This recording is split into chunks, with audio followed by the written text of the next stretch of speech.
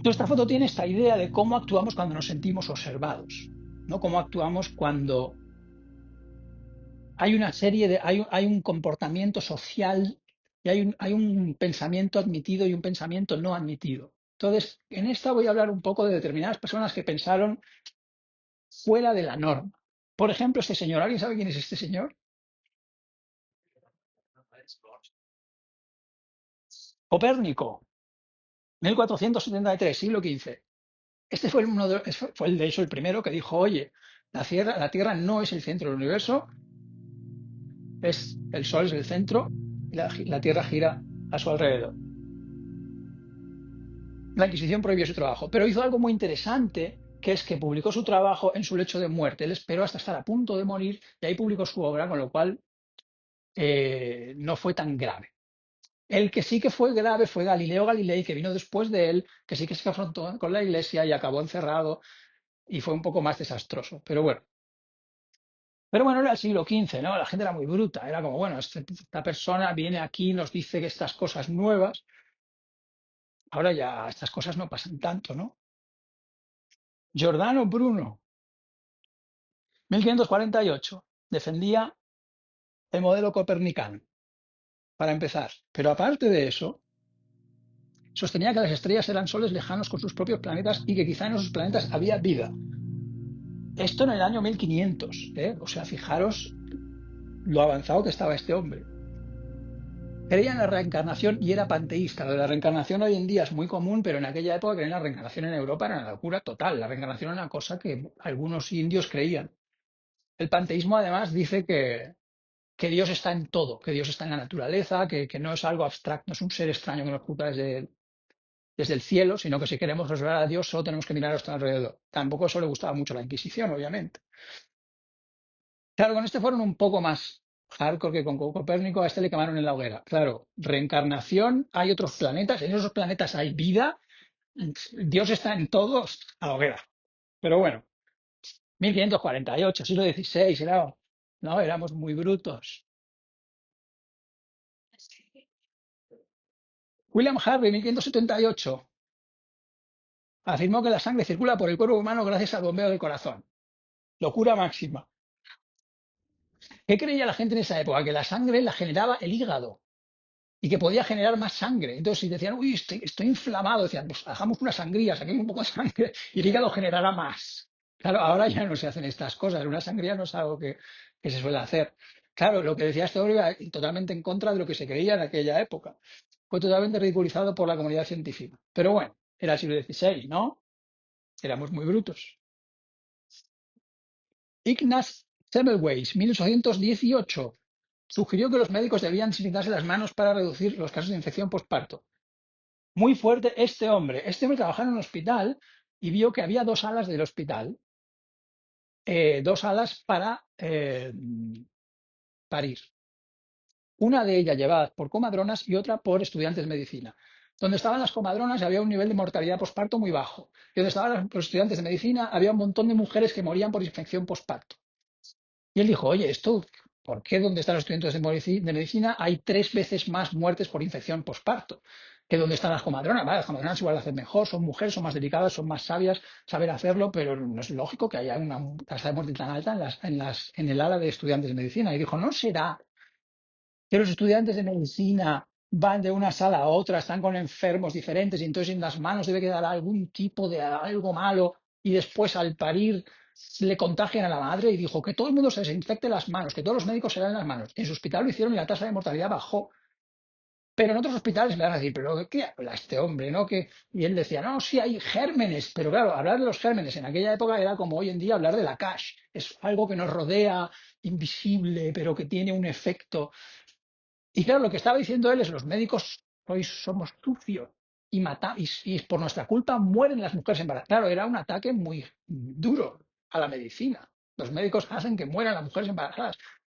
Y no tenía manera de demostrar en aquella época, en el siglo XIX, que los gérmenes existían. Con lo cual empezaron a ridiculizarle, le dijeron que eso no tenía ningún sentido Y él empezó a estar cada vez más enfadado y a hablar de cada vez más directamente, a decir, oye, que esto es así, que estáis matando a las mujeres embarazadas, que sois unos asesinos, con lo cual al final dijeron que le había dado un ataque de ansiedad y lo metieron en un psiquiátrico.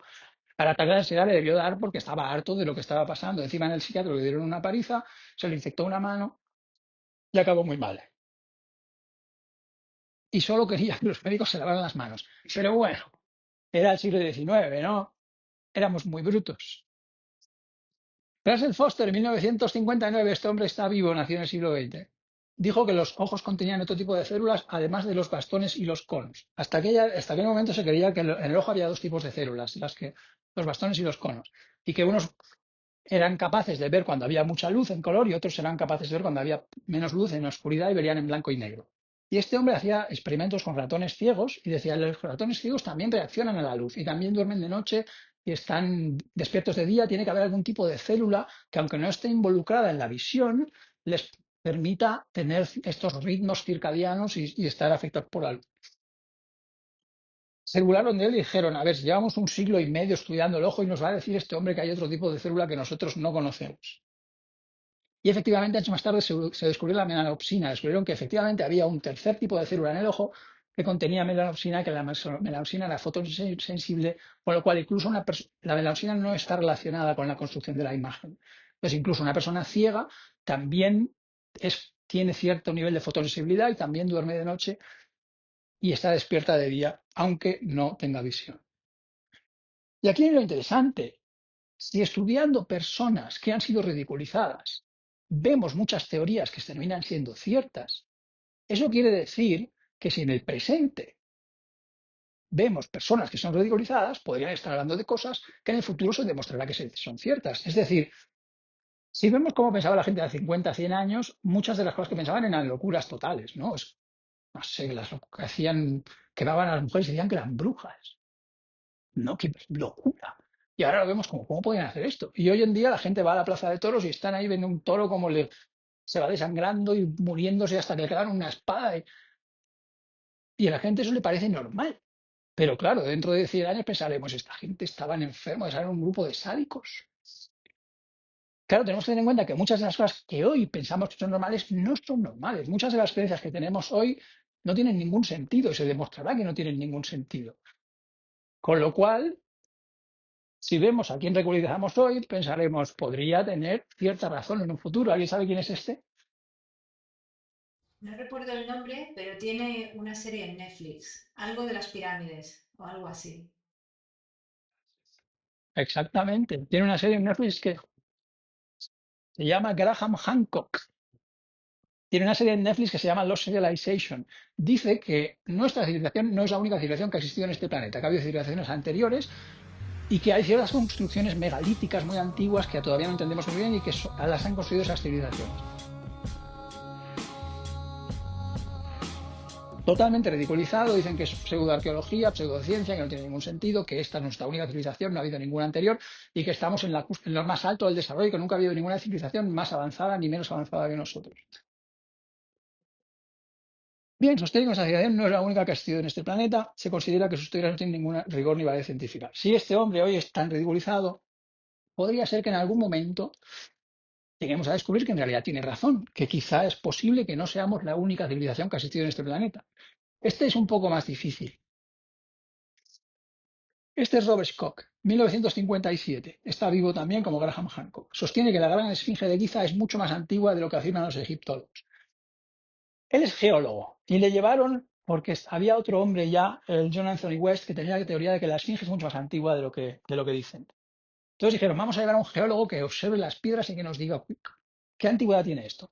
Pues como la esfinge ha sido reconstruida muchas veces y tiene partes nuevas, partes antiguas, es difícil datarla. Este hombre se fijó en el recinto y dijo, fijémonos en el recinto, porque el recinto nadie lo ha tocado. Y vio estas marcas de erosión de agua masivas y dijo, estas marcas son marcas de erosión fluvial, no son marcas de erosión eólica. Esto no es por viento, esto es por lluvias torrenciales. Y dijo, a ver, esto lleva siendo un desierto unos 10.000 años. Entonces, si esto está aquí, esto es porque este recinto se construyó cuando esto era zona con lluvias torrenciales, es decir, era un bosque. Aquí llovía un montón. Entonces, siendo geólogo, lo llevó al Instituto de Geología, empezó a hablar, los geólogos dijeron, qué descubrimiento tan interesante. Pero llegaron los egiptólogos y dijeron, no, no, esto es ridículo, ¿cómo va a tener la esfinge 12.000 años. Y la pirámide, ¿cómo va a tener esto 12.000 años? Y ni siquiera entendemos cómo han podido construirlo hace 4.000, que es lo que dicen ellos. Es un milagro arquitectónico, cómo movieron esos bloques que pesan 1,5 toneladas cada una. ¿Cómo lo han hecho hace 12.000 años y ni siquiera estábamos civilizados? Y dijo, vale, pero es que yo soy geólogo, yo no sé, o sea, yo soy geólogo, yo lo único que te digo es que estas marcas son de erosión de agua y los egiptólogos no son geólogos, tampoco, o sea, son historiadores. Bueno, le dijeron, empezaron a decir, no, las pirámides no los han construido los aliens. Y él dijo, pero ¿qué aliens? Si yo no he dicho nada de aliens. Yo solo digo que aquí hay marcas de erosión de agua. Sí, claro, muchas veces tenemos esta visión de la ciencia y la arqueología como algo muy serio, de gente muy educada y civilizada. No es así para nada. Con lo cual dicen que no tiene ningún sentido. Se considera que sus teorías no tienen ningún rigor ni validez científica y que las pirámides y la esfinge no pueden ser tan antiguas porque nosotros no estábamos civilizados, que eso encaja con la historia de Graham Hancock. Vale, nosotros obviamente no habíamos llegado a la civilización, pero podría haber otra gente allí que fuera más avanzada que nosotros. A esto se unen otras historias, estructuras de Yonaguni. Esto estaba por encima del nivel del mar hace 10.000 años. Esto es Japón. Cuando lo encontraron, la persona que lo encontró dijo, esto ha sido construido por el hombre, claramente, porque el ser humano. El primer arqueólogo que empezó a investigarlo, que era japonés, dijo también ha sido construido por el ser humano. Pero llegaron los egiptólogos y los arqueólogos americanos e ingleses y dijeron, no, no, no, esto es imposible. ¿Cómo va? Hace 10.000 años vamos a hacer esto si no estamos civilizados? Estos son marcas de erosión de agua del mar. ¿Pero cómo va a ser esto? Marcas de erosión de agua del mar, ángulos de 90 grados perfectamente tallados. Y aquí ya viene el Göbekli Tepe, que es lo de lo que tú comentabas antes, que esto sí lo admiten porque esto es impepinable, tiene 12.500 años. Según la teoría actual, nuestra civilización empezó hace 6.000 años, con lo cual esto se construyó hace muchos miles de años antes de que estuviéramos civilizados. Súper fino, con grabados y relieves. Esto es Turquía. Y además lo más curioso es que aquí no hay marcas de que hubiera asentamientos. Es decir, esto no lo construyeron para vivir, lo construyeron como un lugar para practicar rituales donde iban anualmente cuando había determinadas, durante el equinoccio o durante el solsticio, iban allí a hacer determinados rituales. Con lo cual, aunque los arqueólogos siguen ahí, empieza a haber cada vez más pistas de que no somos la única civilización que ha habido en este planeta. Todo esto, ¿por qué lo digo? Porque cuando ahora lo cierro, lo encajo. Cuando empiezan a ridiculizar a la gente de qué teorías tan estúpidas, cuando nos sentimos observados con las redes sociales, dicen, eso son tonterías. Uno dice, oye, el otro día tuve un sueño muy extraño y me vi a mí mismo tomado de la cama, creo que tuve un viaje astral, eso no existe, eso son tonterías. Oye, cuando empezamos a dudar de la narrativa oficial, y nos ridiculizan, no pasa nada, está bien. Hay que dudar de las cosas, hay que cuestionar las cosas, porque las cosas no son como nosotros creemos que son. Y en el futuro se demostrará que todo es muy diferente a como nosotros lo creemos. Así es como nos quedamos cuando permitimos que el juicio externo, nos quedamos congelados cuando caemos ante ese juicio externo. Y no hay avances. Si todo el mundo piensa de la misma manera que pensaban antes, si todo el mundo acepta la narrativa única, fijaros cómo nos educan. Nosotros vamos a la escuela, nos dicen, las pirámides las construyeron los esclavos egipcios hace 4.000 años como tumbas para los faraones. Y al cabo de un mes nos ponen un examen y nos preguntan quién y cuándo construyeron las pirámides. Y decimos, las pirámides las construyeron los esclavos egipcios hace 4.000 años como tumbas para los faraones. Cuanto mejor repliquemos, mejor es la nota. No nos enseñan el pensamiento crítico, no nos enseñan a decir, pero ¿cómo movieron esos bloques de 1,5 toneladas por el desierto con troncos? No nos enseñan a pensar, nos enseñan a repetir. Cuando nosotros nos planteamos esto no tiene sentido y nos cuestionamos y nos rebelamos contra eso, es cuando estamos empezando a desconstruir toda esa programación que nos instalan en el cerebro. Con lo cual, rebelarse está bien. Pues si tú no te rebelas, si tú aceptas toda la programación, primero de tu educación, de tus padres, de tus profesores, de tu gobierno, de los políticos, de tu jefe, tú no estás interactuando con el mundo. Tú has venido a este mundo a interactuar y esa interacción incluye cuestionar. Si tú no interactúas y no cuestionas y no te confrontas con la realidad, estás pasando por este mundo de manera pasiva. No estás dejando una huella. No estás diciendo, oye, no estoy de acuerdo, esto no tiene sentido. Si a ti el mundo intenta meterte en una caja y tú no encajas en esa caja, tú dices, esto me parece mal. Cuando a ti algo te genera rabia o no lo puedes aceptar, eso es tu propia conciencia que te está diciendo, esto es inaceptable. Si hoy el mundo es como es, si hoy en día las mujeres pueden votar, es porque hubo gente que luchó por eso, porque decían, esto es inaceptable. Si hoy en día ya no se quema a las mujeres porque dicen que son brujas, es porque hubo movimientos, porque hubo gente que dijo esto no se puede seguir haciendo. Si algún día dejamos de torturar a los toros, es porque habrá gente que diga esto no se puede seguir haciendo. Con lo cual es muy importante rebelarse contra esa programación y cuestionar lo que nos dicen, aunque hoy en día nos digan eso son locuras o eso no existe o somos la civilización que existe en el planeta.